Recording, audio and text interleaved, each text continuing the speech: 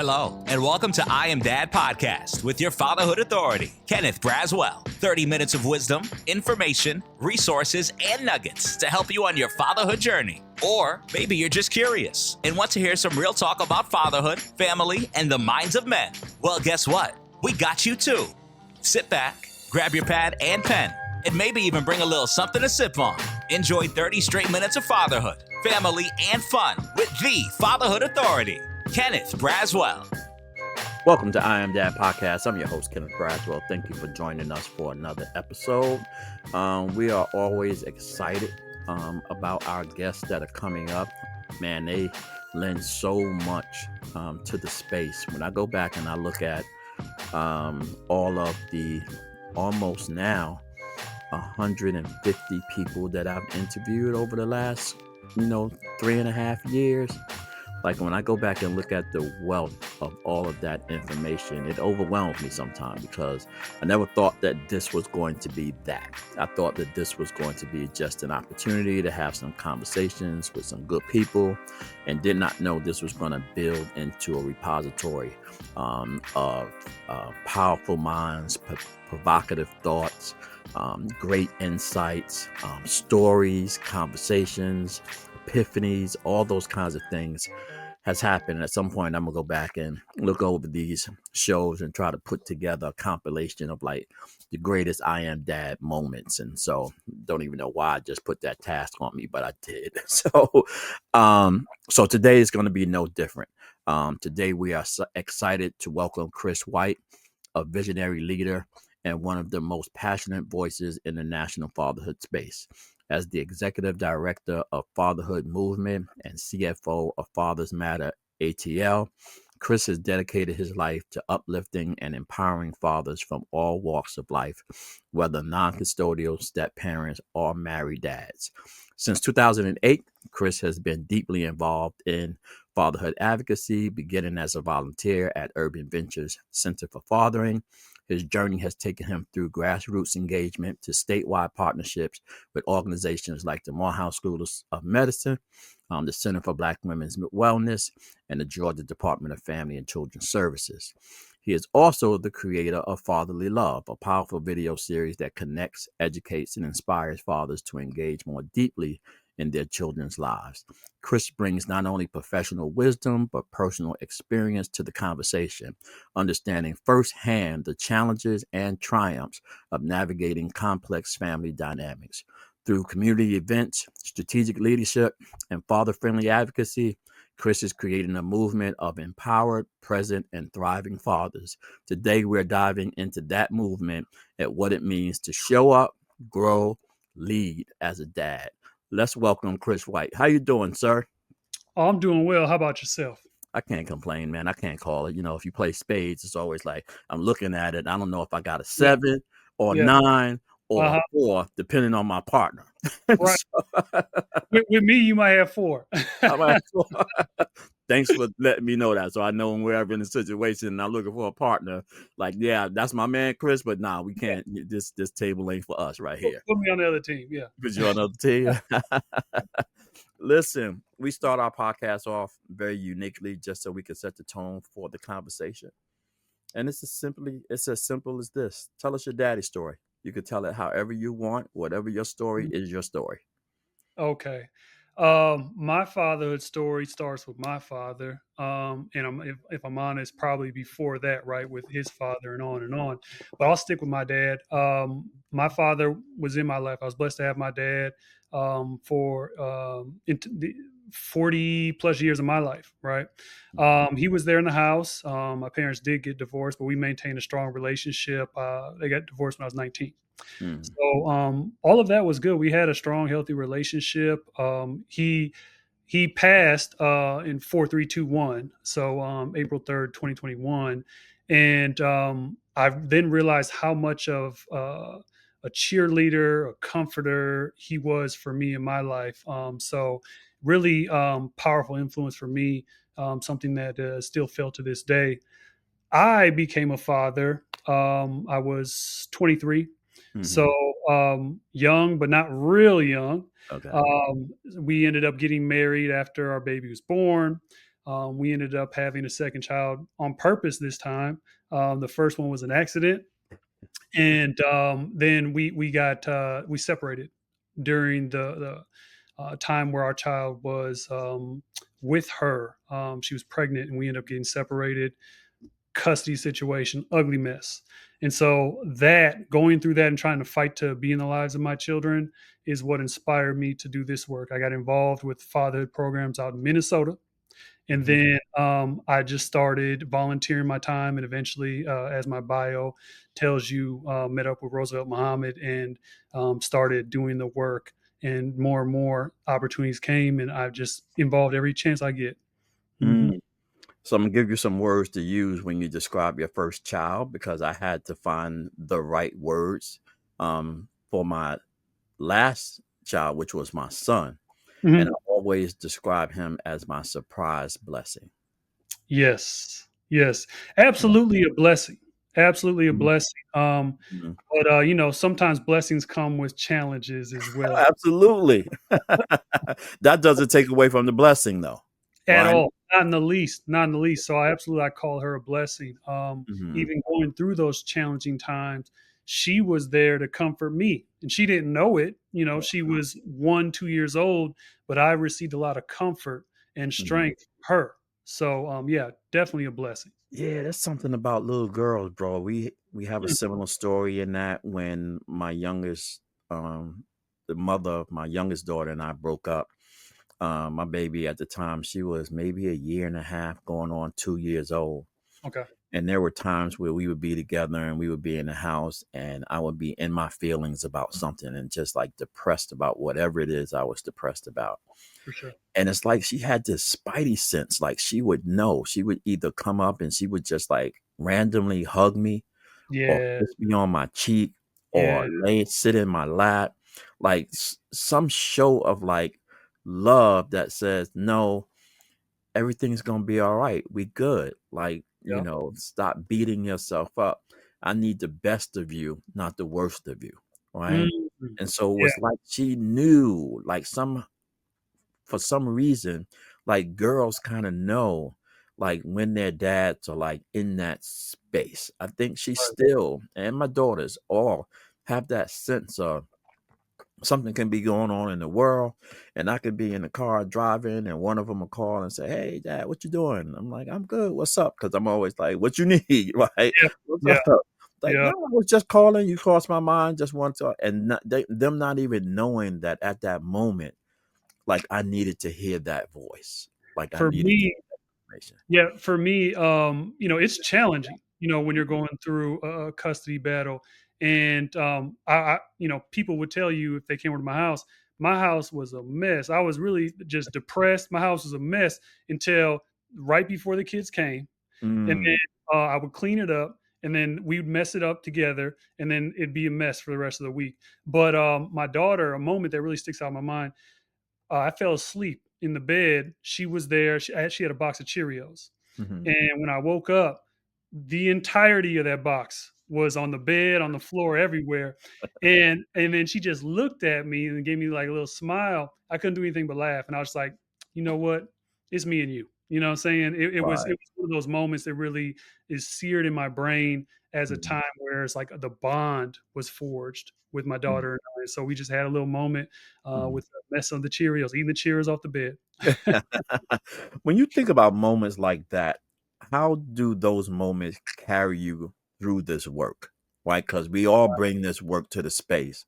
But what Yeah. is it about those moments that resonate with you the most?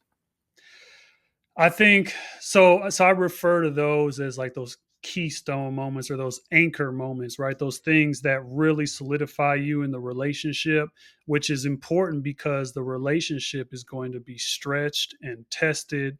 And so for me, I bring that into the work and remind fathers that you need to have these things with your child, especially when sometimes as fathers we think, well, they're young. They're gonna be with mom. She'll take care of them, and then I'm gonna come in later. Mm, But you do not want to do that because you are creating all of this pain in this child, and they're wondering, where was dad? Why wasn't I enough for him to be around? All these thoughts that a kid can form on their own because you're not there Mhm. to tell them anything different. And so Mhm. you need to be there every step of the way, even if you feel like you're going to have more of an impact as they get older. And you're probably wrong. But if you do feel that way, you need to make sure you're there from every chance that you get so you can aid in the growth and development of your child and cement that relationship with them. Yeah, it's hard sometimes to reason through pain, right? Yes. And that Yes. absence leaves an element of pain. Yeah. And for many of us, um, an unresolved measure of pain. And Yep. some of us, an unidentified measure of pain. We don't even know where it's coming from. Right. Like when you are working with our dads, what is the most difficult concept to get across to them? Mm. So what's jumping out for me right now is when you do have those dads, say for instance, a father had a child outside of his relationship, but he's Mm, trying to protect that relationship that he has. I think oftentimes the fathers, in an effort to protect this relationship where they may have kids as well, will say, I'm going to kind of push this one out. I'm going to create some space and distance between this relationship with this child outside the relationship and this home that I have. I think mhm, it's very hard for fathers to grasp, like, no, this is your child just as much as the one you had with your wife or whoever she is, right? This child, I think of like a Terrell Owens, right? Like mhm, Terrell Owens, he said he grew up down the street from his dad, and all the pain that caused him not being able to see his father with a family. Like it's one thing if your dad isn't a good dad. You're like, right, okay, he just isn't, he's not measuring up. But when you can see father is being a father, he's just not being a father with you. How do you grasp that as a child? You don't mm, understand all the complexities of the relationship, all that sort of thing. So it's really hard to get a father to see that in that moment. But I also tell them this because I don't think of it as, oh, you're not getting it, I'm done with you. I think of it as, you're not getting it right now. So I'll tell him.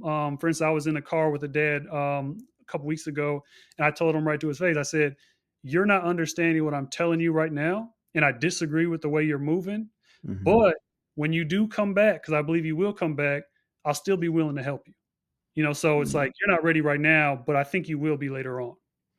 Yeah, you and I was having a conversation a few days ago, and as you were talking to me and I was listening to you, I was kind of hearing my voice as you were talking to me at your stage in your development in your business.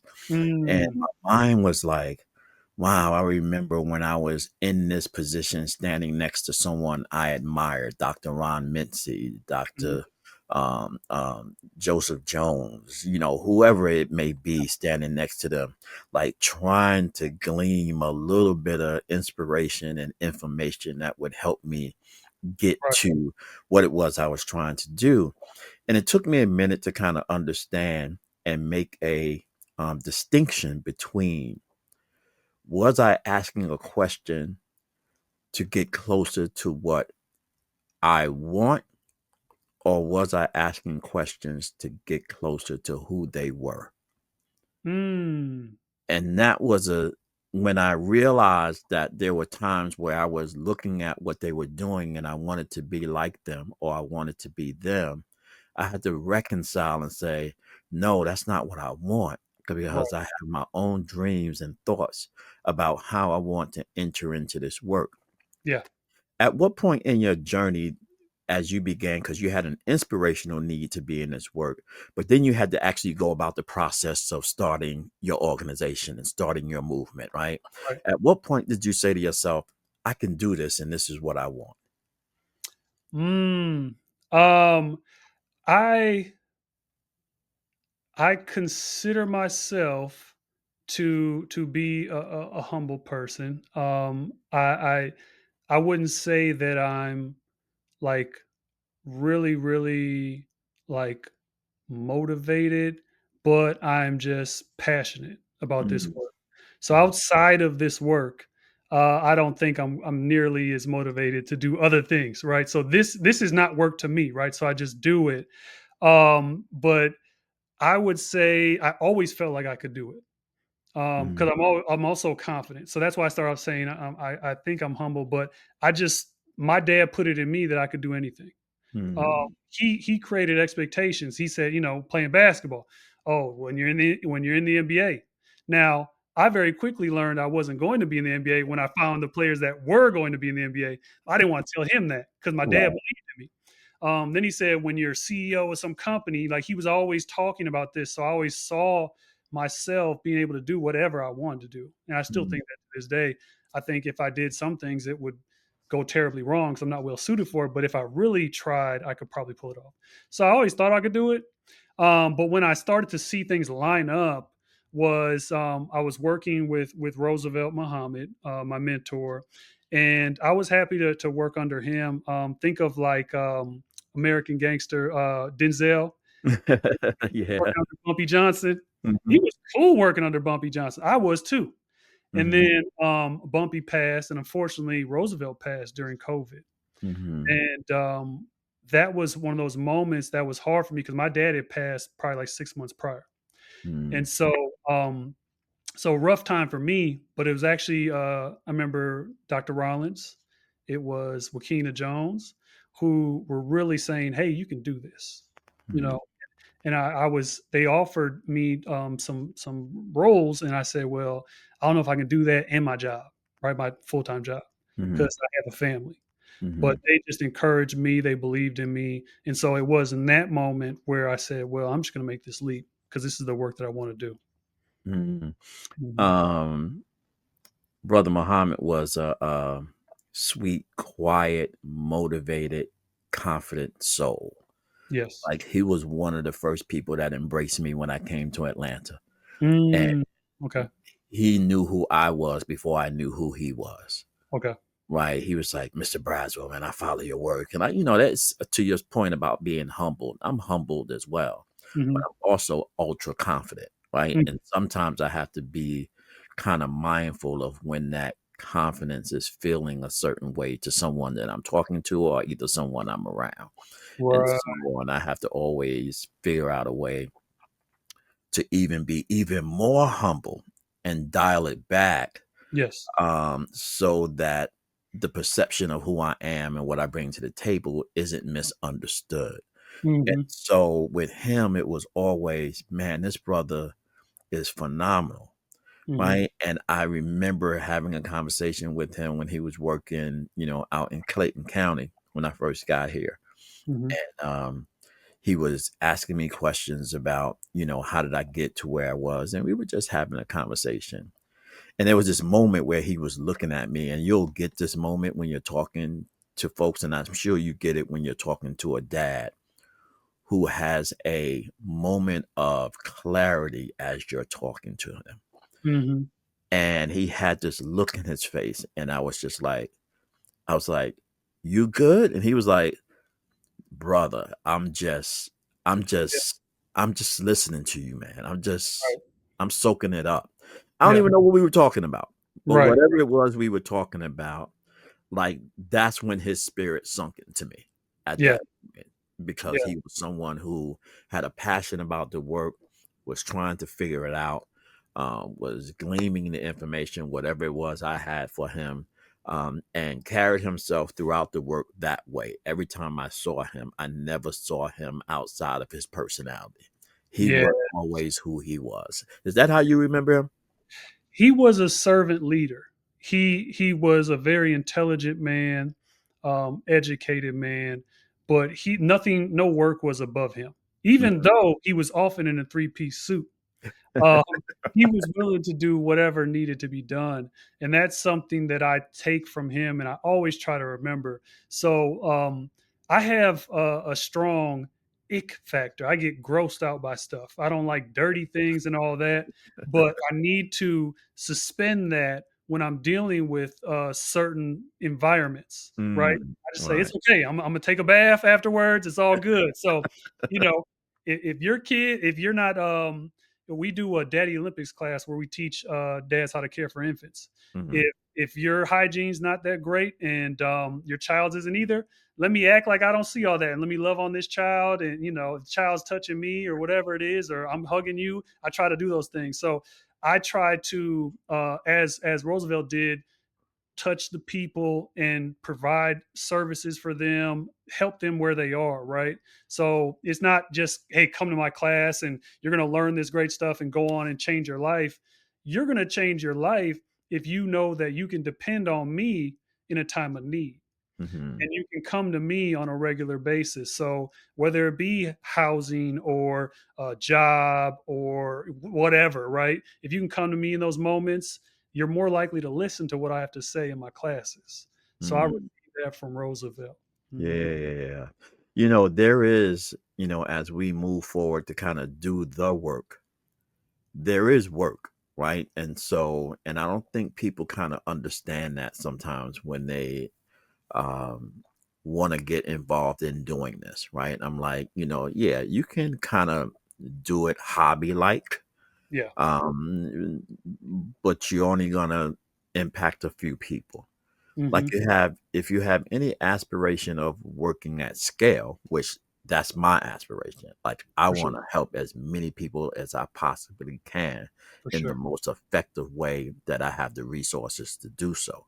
Yeah, And so as a result of that, I understand that there is a body of work that has to take place outside of my mission and yeah, call, right? yeah. How does that interact with you in father movement where you want to do the work, but you also got to work the work, right? You got to do this thing on the side over Right, here that ain't got nothing to right, do right, with right, what you're right. doing with your father, but it's got to Yeah, get done. data collection, right? Yeah. There you go. Let's just call it what it is. All right. So, um, your honestly, I can look to you for this, right? You're not going to receive a large federal grant without doing the work necessary to prove what you do. It's Mm, great that you are helping these fathers do all these things, and you can point to this guy and how you've changed his life and this guy. But if nobody can see that on paper, it mm, didn't. And right. so I always tell myself that I work with somebody who's phenomenal in that data space, Dr. Kim Bloomfield Massey, and she gets it. She knows how hard it is for people like me who are out here. And it's like, I literally have somebody calling me saying, I'm about to get put out of my house, Right. whatever to that. I need to take down this survey information, right? I, I need to export this Excel sheet and update these and all that sort of thing. So she gets that and is very patient with us for that reason. But it still has to be done, because if I don't do the data, then when you call me, I'm like, sorry, I don't know Mm, what to tell you, because we don't have funding, or I'm working another job because I didn't do this work. So it's one of those things where, yes, it's great that you're passionate. I'm passionate. I love what I'm doing. I love helping people. But if I want to do that, I have to do this piece. Right. right. Hmm. Talk to me a little bit about father movement, the core Yeah. mission, what it's about, what are you trying to accomplish? Well, to be honest with you, I still don't have a great elevator pitch. So I'm just going to tell you what we do. Yeah, I don't have Um, one either. I'm 20 years in the game and I don't have one. It is what it is, right? Okay, okay, right, right. I get a little envious. Brother Carl Root, he just spits it out. I'm like, man, that's good. I need to do it. And every time he says Right. it, I need to do it, and then I just don't do it. So essentially, I'll tell you this though. First off, I'm in this work again because of my two children. Mhm. I have four children total. My two from outside my current marriage. Um, I don't like how that sounds. My two prior to this current, Okay. right? Right. Let's not get it messed up. Yeah, yeah, yeah. Um, so I do it for them because I don't want fathers to have the same challenges I had in trying to be in their lives. I want children to have a father in their lives. I know how important it is. I know they do much better with, education. They're not as criminally justice involved. They do better with they're less likely to be single parents if they have Mhm. a strong relationship with father. All these great things that you and probably many of your listeners are already well aware of. I do it for that reason. And really, if it was up to me, if I could do it, because I don't have the ability right now, because it's too painful, I would work probably mostly in this non-custodial Mm-hmm. father space, working with dads that are trying to see their kids. I do Mm-hmm. that on the side, but I can't do it as my primary job because it drains me.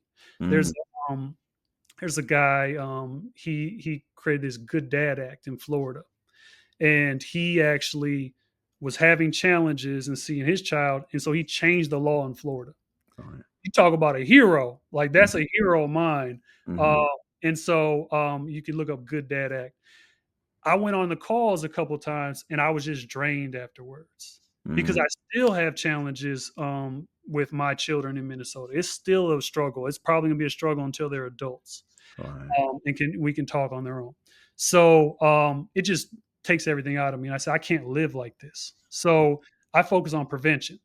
And I'll get to answering this real quick No, here. take your time. Take your time. Yeah. So what we do is we do fatherhood classes. We partner with Healthy Start programs. Clayton County, actually, that's where I joined Roosevelt Muhammad. I saw you speak at the graduation. That's the first time I saw you. Mm-hmm. Um, you were doing Spitting Spitting Mad, name. Spitting Spitting name. Angry was like what is a documentary or something like that? Documentary. Yeah. Mm-hmm. Yeah, I loved it because guess who was Spitting Angry? I Really. Right. I get it. So anyway, so I started with him. And so now you're providing fatherhood classes, like kind of responsible fatherhood classes. And I saw moms kind of trying to listen in, like, huh, what y'all talking about over there? Mm-hmm. And then they started, well, why don't we have something like this? And Mm-hmm. so then we started relationship classes as a result of that. And people were concerned. Well, what if they start fighting on the call? Well, whatever. I would just ask them to leave. Mm-hmm. So we haven't had any of those issues. I've been doing this for like 5 years. We haven't had anybody fighting on a call where we had to excuse them, kick them out, anything like that. All right. Um, so we started doing relationship classes, series called Lasting Relationships, giving them the tools to have healthy relationships because I want to be on the prevention side, right? It's still too painful for me to go in there and do the work as they're going through all that. I do it a little bit, but that can't be my main work. So we do lasting relationships. We do our fatherhood classes. We have a nutrition element. We start off doing that with Morehouse School of Medicine called Project Dine. That went well, where we were teaching fathers and mothers how to live a healthy lifestyle, right? How to change their diet, improve their diet. We've done several iterations of that. We're currently doing a program called Powered, promoting optimal wellness through recreation and diet. And so that's about eating healthy, using an African diaspora diet Mm-hmm. to do that. Whole grains, fruits, vegetables. Less meat. And we do those things. We also have the Father Love video series. Just really, we're trying to figure out how to reach dads where they're at. Mm-hmm. So that's a lot of different programs that we're doing because we're very small. If we had the team that you have over there, we probably would add about 5 more programs because we get so excited about stuff. Yeah, you don't like I tell people, you don't want these problems. Well, you Oh, do, but you yeah, yeah. I understand. I understand, and of course, I understand that I can't fully understand, but I know Mhm. it's not all peaches and cream. There's some challenges for sure. Absolutely. Nah, but I was, and it sounds like you have the same mind that I do. Like wherever there is a hole in the dike, I want to plug it. Yeah. Right. And the reason I want to plug it is because the hole in the dike has been open too long. And it's like Mhm. at some point this thing has to close. And Right. then I find that all my fingers are taken because they're all in these dikes, but there are other holes that are draining.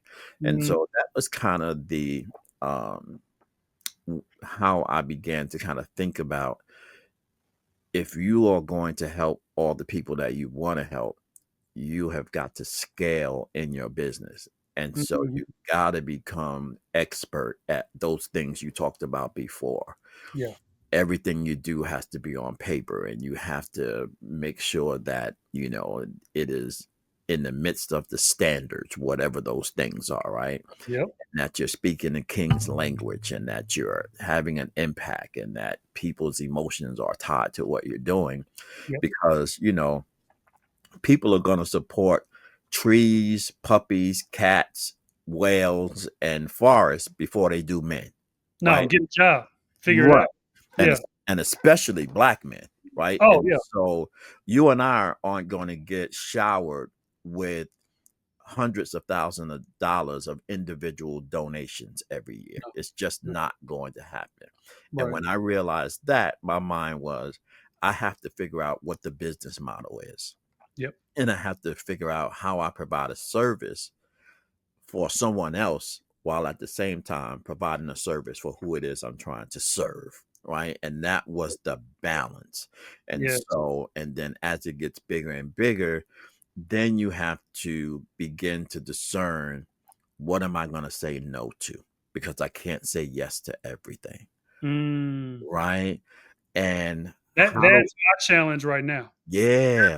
Going through right And how, as I ascend, how do I get out of Chris's way? now. Right. Mhm. Because I don't want to. You said something to me the other day, and you were talking about applying for the grant, and I was Mhm. telling you that I was applying for it as well. And Mhm. it took me back to that notion where I said one of the things I always want to be forward moving is because I want to get out of the way of the man behind me, Mhm. right? I don't Mhm. want to get to a status and sit there, Yeah. right? Do it well, do it consistently, but I don't give anybody a chance coming up behind me to fill the space. Right. And the space Right. in front of me is wide open. So Yeah. my ascension is always, how do I get to the space in front of me? Because I need to leave that space open for people behind me to get in that space. That's what legacy looks like. Yeah. That's legacy. And it's interesting, right? Let's talk about it. So prior generations, and this might be true of all races, but most of the people that I come in contact with just happen to be African American. There Mm, were a lot of men that were served as gatekeepers, mm, right? mhm, And because they had that kind of scarcity mindset, right? They're trying to, take the little scraps they get from the man, right? And mhm. so they're like at that point, like, no, this is mine. I put in the dues and all this kind of Uh, stuff, right? And I think now this is a generation prior to you. And now I think in your generation, you're thinking differently and you're saying, like you just said, like, how do I raise these guys up and create a legacy for myself, because it is Fathers Incorporated, but it's the problem is much bigger than anything that just Fathers Incorporated can solve. Absolutely. Yeah, We're yeah, trying to shift a culture. And I named our organization Father Movement because I recognize that it already is shifting, yeah. Mhm. but I want to accelerate it. So what can I do? To get more dads involved in their children's life and to get the world to recognize it, get policy change to reflect all of this. And we can't do that any one organization. And one thing I said to you is you just had a phenomenal graduation. Mhm. Everybody is buzzing about it. However, no, it was 100 people. That's great, but it was only 100 people. Right. When we Right. think of the problem, right? Right. Right. And then those graduates still need support. Right. So the model isn't really set up to do that. So we all need to work together. So it's like, all right, you went through our program. Well, do you want to do it again? You can, or go talk to Father Movement, go talk to Right. go talk to whoever, right? Mhm. And that's sort of the thing that we're looking. Atlanta is all about collaboration. We take that from the culture, from hip hop. That's why it blew up, right? Because New York, where you're from, y'all just Mhm. want to battle rap and tear each other down, right? And it worked to a certain extent, but then it's like, well, no, we can get this money together. Let's Wow, let's wow. get on record together. Let's Mhm. introduce my audience to your audience and vice Mhm. versa. And that's what I think we're doing is we're following that example of hip hop culture here, and we are more collaborative. Yeah, and then, that work in and of itself is also challenging, because at the same time, we dealing with our people, right? And you gotta have that discernment and you gotta have Oh those yeah. guidelines. Yeah. When Yeah. you're working with your fathers, because I think while the field is both expanding, broadening, and also deepening, Mhm. the challenges are shifting, right? In the sense that the sign of the times is changing what our dads need on the outside, but the core of what they're needing is still the same. What is the biggest challenge you're seeing right now that the fathers are presenting to you? Well, I'll tell you first what the fathers tell me, and then let me tell you what I observe. So, they're going to tell you housing, uh, Mm, and when you hear that, you're like, ugh, because you don't have great options for housing. Although, shout out to my church, New Life Church. They just placed one of our dad. They not placed, but they got him some emergency assistance. They did it so fast. I was amazed by how well it went because that's a long process. yeah, it is. Mhm.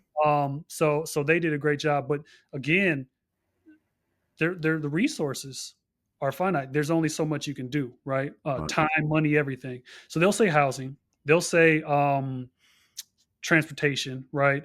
But then also, plenty of dads are going to talk about challenges with the mom.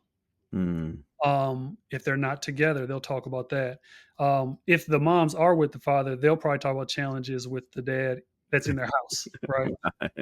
But dads were like, "No, it's straight. Oh, now I need help because we're not together, and mm, she doesn't want me to see my son because I'm not paying child support, or she doesn't feel like I know how to take care of a baby."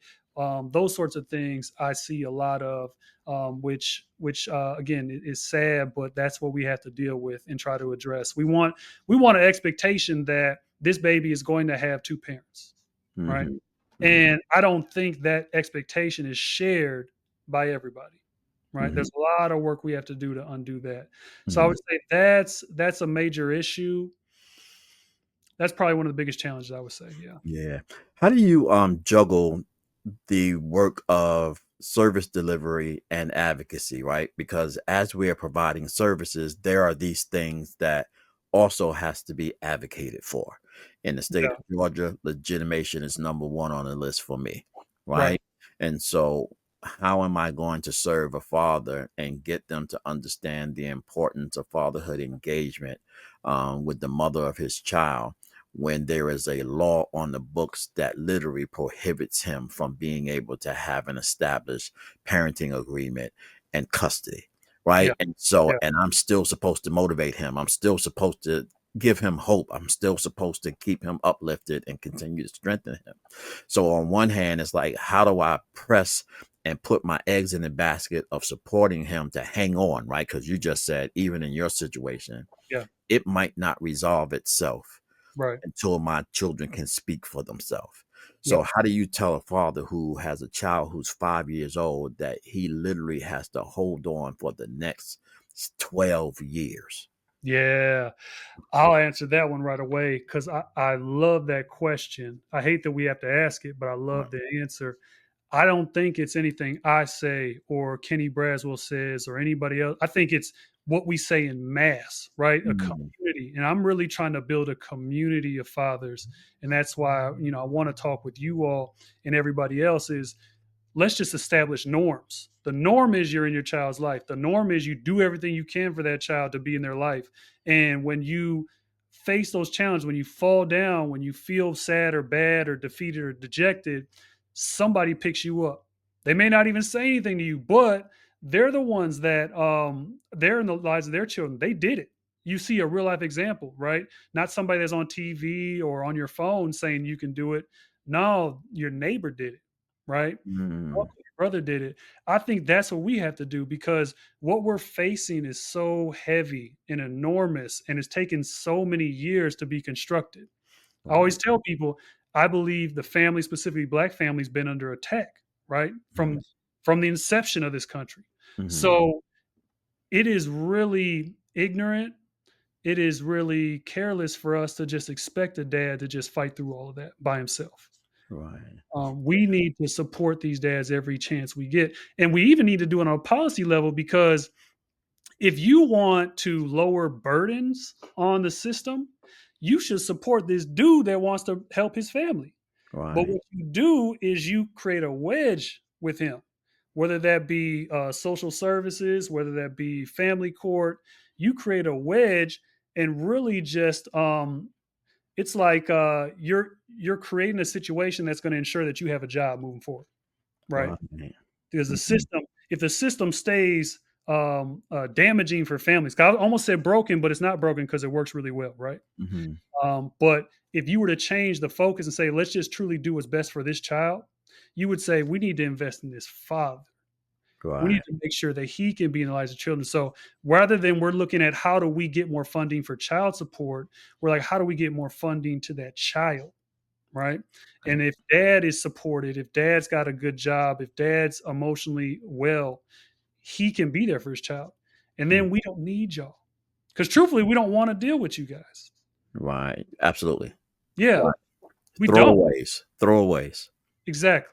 Exactly. Right. I think I kind of went off on a bit of a tangent, so I might No, have you missed good. the You answer. good. Yeah. You're good. Yeah. You talked earlier about the importance of collaborations and Yes. the collaborative nature of Atlanta. Um, One of our good friends and colleagues who just, people often ask me, when do you sleep? Mhm. I was just texting her yesterday, and my text to her was, email to her was, you good. That's all I said was, you good. Mhm. And I'll tell you who it is in a moment. And she clicked back and said, some days, yeah, and some days not. It all depends. That's right. And I said, oh, I said, I said, the only reason I'm asking, I said, is because I'm used to seeing you on social media every Mhm. now and then. I'm used to you responding to my email immediately, or Mhm. I'm used to you texting me and asking me a question frequently. So Yeah. when any one of those three things or all those three things are not happening, my Mm. spidey sense goes up and says, let me check in. Are you Yeah. good? And she said, thanks for checking in. Yeah. Dr. Latrice Rollins, Yeah. like, talk about working with her in Fathers Matter ATL, what she brings to the table as a Black woman, and Mhm. why is that important? Um, I think first off, when you have a black woman advocating for fathers in the way that she does, because it's not just she says something, it's the walk. Her walk is so impressive, all the work that she does. So, like, when you really observe, take time to observe everything that she does for fathers, it's amazing. So, it's like clearly we're valuable, right? It's Mhm, one thing for you to say it or me to say it, but she's not a father, never will be, all these sorts of things. And she's pushing for fathers every single day. In fact, it's not like this is the only thing she does, right? She has a whole nother, like, I was amazed when I found out about I think it's National African American Family Resource Center. I was like, oh, this is a big thing. This is a large grant, national initiative, all these moving pieces. And then you still do all of this on the side? I was mm, blown away. So, I am truly amazed at all the work that she does. I don't know how she responds to emails or though they're text messages. Like, she just instantly. That's why you were like, "Well, it's good," because normally she's responding. Which, how does she do that? Because she's at conferences all across the country all the time. She's doing all this work. So, uh, first and foremost, I'm amazed at the work she does. I am thankful not only as somebody who works with her, but just as a father, you mhm, know? Like, I mhm, thank her for her work just on behalf of fathers because it's so important. And then she has just been instrumental in me getting to this point, right? Uh, mhm, I was working and doing a little bit with Roosevelt, and it was her opportunities through grants that she secured mhm, for fathers, and mhm, me being able to do the service provider work on that gave me an opportunity to even do this work. mhm. It's hard to break in and do this full time. Right. Because you were you decades in front of me doing this work. Mhm. So probably even fewer opportunities. But there still aren't a lot. So it's tough. Yeah, the resources never equals the value of my time. It never equals. And Correct. that is something I had to reconcile with. Oh yeah. I did not want to be, and I do not want to be the shoemaker. I don't want my children's shoes to be the worst shoes in the town. Right. Right. And Right. so being deliberate to your point about your children, Mhm. about ensuring that I still bring my full self to the table when it comes to them, Yep. and then trying to figure out how I bring my full self to everything else that I got my hands in. And so Mm. a lot of it just comes from, that's why I'm on this, can he get my life right tour, right? Right. See me talking about my teeth, and you see me talking about my health, and it's kind of Yeah. like, yo, I got more time behind me than I have in front of me, and I still got a lot to do. God is still putting things on my plate, right? Yeah. And so Yeah. obviously he has some usefulness for me, and I can't be the one that takes myself out of position to be able to deliver those We need you. We need people like a Carl Root. We've lost a lot of people, you things. know. Hmm. You know who we just lost. I don't want to get you too emotional. Yeah, But yeah, we need to prioritize our health so we continue to do the work. In fact, I prioritize my family. How can I be a fatherhood coordinator or whatever it is, and I'm not spending time with my own family, right? So I know that the growth of my organization has been stunted because I'm not going to just drop everything and just give it all to like when you start something, right, whether it be a for profit or nonprofit business, you need to give everything to it. Like, so these things that are wildly successful, that's their life. right. They live and breathe that business. I can't do that. I need to Mhm. make sure there's work-life balance. And I'm seeing the example of people before me and saying, I need to be here. I need to be here for my kids. I need to be here for the work that I do. So we have to prioritize our health because this is a long journey. Like you said, you have so much more to do. Yeah, absolutely. One of my goals, and I've reached this before in the past, but I have not reached it when it comes to Fathers Incorporated. And so it's something that, I secretly desire and on some level trying to work towards. And Music I'm always, videos, huh? music videos. Yeah, I've done those too. But I want my first unsolicited 7-digit donation to Fathers Incorporated. Mm, yeah. If that was to drop in your mailbox today for Father's Movement, what's Ooh. the first thing you would do with it? If $7 million was a drop into father movement, um, I'm still big on. I would probably have to split it, but I wouldn't split it that much. I would give funding and build out the lasting relationship program so that we were creating something sustainable, Mhm, where again there was an expectation that we were going to form these nuclear families. We were going to be married. We were going to raise our kids together, and we were going to have a support system ongoing mhm, to take care of each other as a relationship. mhm. And because I realize some people don't have a good example of a relationship. Right. Some people don't have any support for their relationship. They're young trying to figure this thing out, and everything else is pulling them apart. And so you didn't see my hand gestures, pulling them apart. There we Right.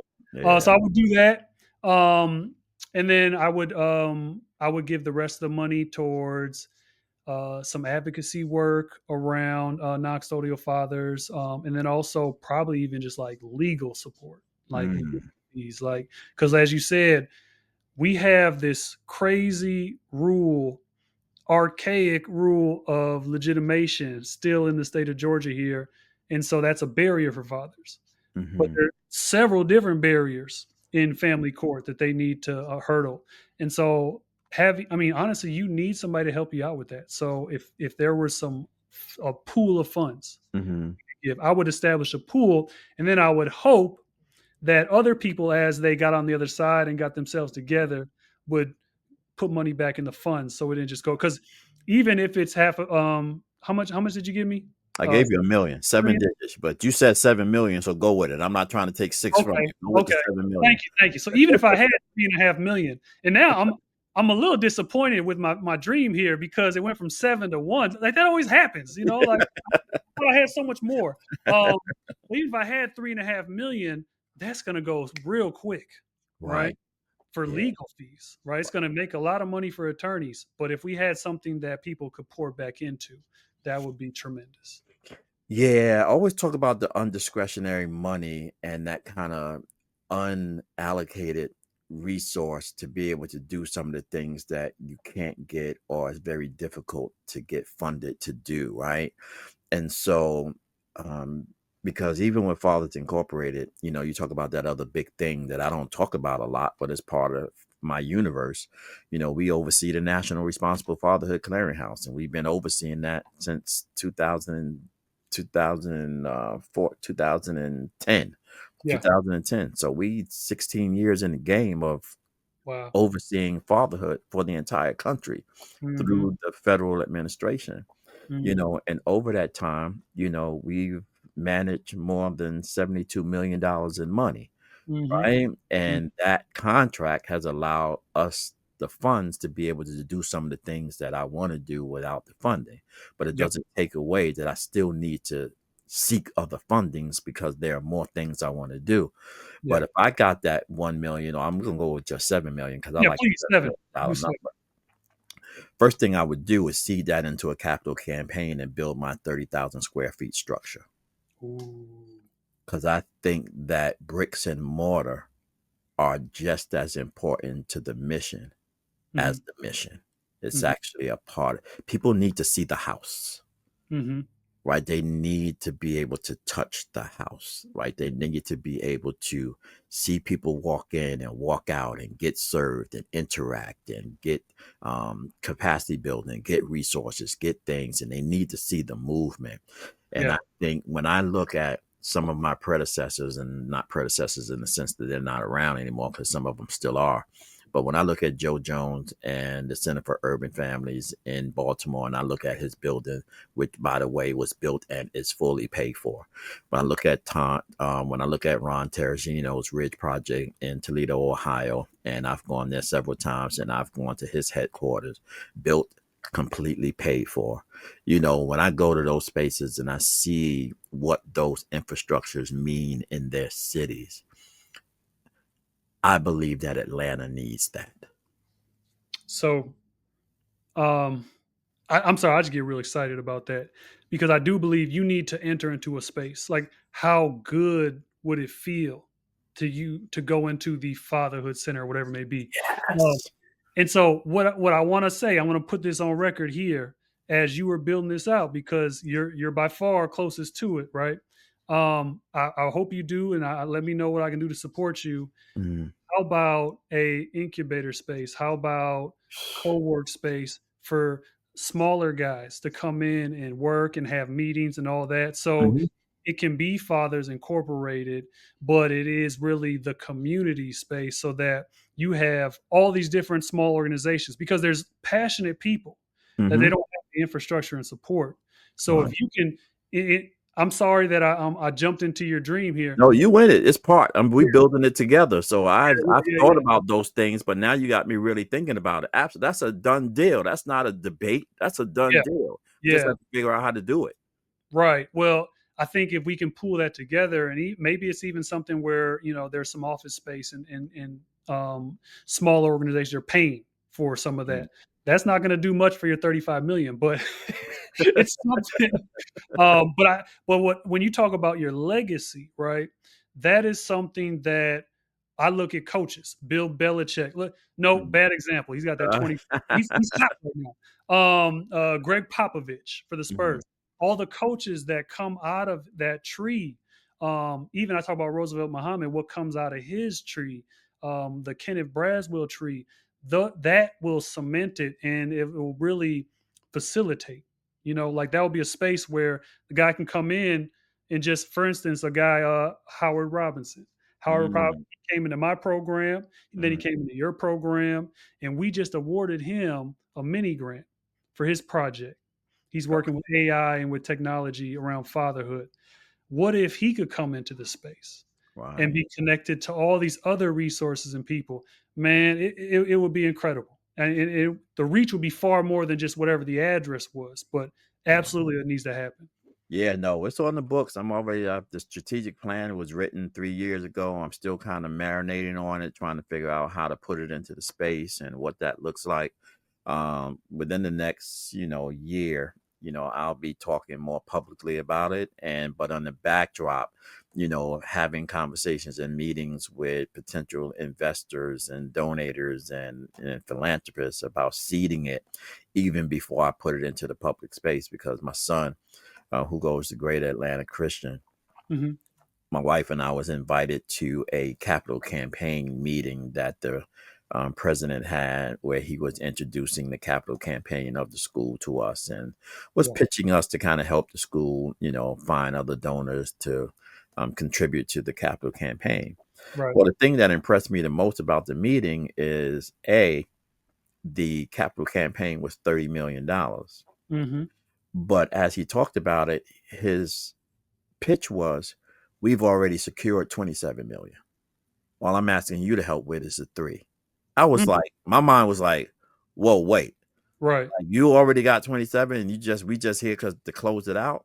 And that shifted my mindset, Yeah. which is when I finally do put this in the public space, the vast majority of what I need, I'm going to already have. Yeah. Yeah. Right? Because people need to see you invest in yourself before they want to invest in you. Oh yeah. Yeah. So then it becomes the Usher Raymond Fatherhood Center, maybe rather than Fathers Incorporated. Yeah. Absolutely. Well, Yeah. I Yeah. already know that. I already have the name for it already. The name, God gave me the name for it a long time ago. It's going to be called Zion House. Zion House. Okay. Nice. And so So you're it gonna have is. Zion Williamson be the donor, or No, who's? this is Zion. This is a place where God's spirit resides. No, I love it. No, seriously, Right. I love that name. Yeah. And it is, and God's unwavering desire for the heart of man. That's Yes. where the heart of man is, within Zion. And Right. so that's what this place is going to be. So when you introduce and talk about a place where everybody can come in and do what they do and do it well and have an infrastructure to do it and other support mechanisms around them, that's what I'm talking about. I'm Yeah. not talking about a Fathers Incorporated palace where, it is all things Fathers Incorporated. It is no, this is all things for family, but Yeah. fatherhood focused, Yeah. right? And Yes. so Yes. what does that look like from the top to the bottom? And so, yeah, question for you as we round this out. Mhm. Um, Best advice you've ever given to a dad? Show up.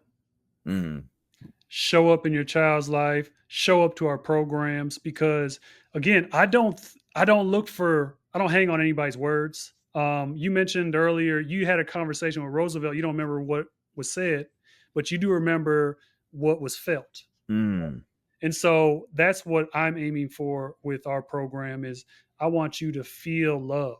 I want you to feel loved. And so I can't really say that it's not even my aim in our classes for me to say something that people are like, oh, that's deep, anything like that.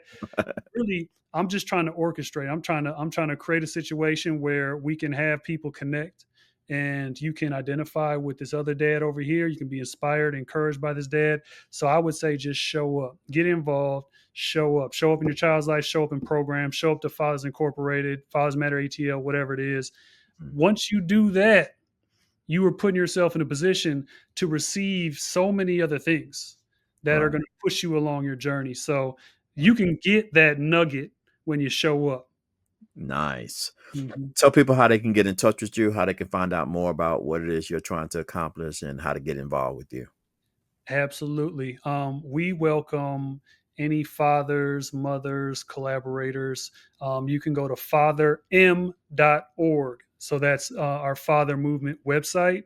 Also, our name is Father Movement. It's called Fatherhood Movement, Fathers Movement. It's just Father Movement. All right. We're facilitating the movement of involved fathers. And you can look us up on Father Movement Incorporated on social media. Also, we have a social media page dedicated solely to telling father stories, and that's called Fatherly Love. So, Mm. Fatherly Love. Yeah, we welcome anybody. We'd love to have you come check us out, and you can do it that way. Chris, thank you so much, man. I appreciate you. I appreciate your work, and I'm with you 1,000%. Anything I can do for you, let's talk about it. Let's figure it out. Let's make this thing happen. Atlanta is a big place. Georgia is a big place. The U.S. is a big place. That's And right. there's not enough of us to rectify the things that needs to be solved in our community, especially with men and fathers. And so this whole notion that someone has a monopoly in this space is a falsehood. There's 4 million people in I believe 6 million people now in the metro Atlanta area. To your point earlier about the 100 that we graduated, it was nice that people are excited about it, but people need to know that that was 100 out of 900. We've already graduated 900. It took us to do 100 at one time for people to pay attention to the 9 that we did and the tens of thousands that we've done over the last 20 years. And so, but I ain't mad, right? It's just it is what it is. Yeah. And so, but in order to get people to kind of care about this work and care about the people that we serve, we have to find a way to do it at scale. We got to do it at scale. And so thank you again for joining I Am Dad Podcast. And to my I Am Dad Podcast listeners, you know how I like to leave you. Always be kind to others as you're kind to yourself, or you might find yourself by yourself. Always shoot high for your goals, because even if you miss, you'll be amongst the stars. And as my good friend and mentor, Art Mitchell, always said to me, Kenny, it's nice to be important, but you know what? It's much more important to be nice. Till next Sunday, thank you. God bless. Have a great week, and peace out. Thank you so much for taking the time to spend with us. You've been listening to I Am Dad Podcast. We hope that you have been informed, encouraged you to think, or even inspired your heart for the love of dads. The conversation does not end here. Come back and join us next week. Same time, same place. Or you can continue the dialogue on our I Am Dad Facebook page. We also invite you to listen to past episodes, learn more about us, and keep up with special activities by visiting IamDadPodcast.com. That's IamDadPodcast.com. Until next time, I leave you with this reminder of manhood from 1 Corinthians chapter 13, verse 11. When I was a child, I spoke as a child. I understood as a child. I thought as a child. But when I became a man, I put away childish things. Because of this reminder, I will always understand that I am dad, period.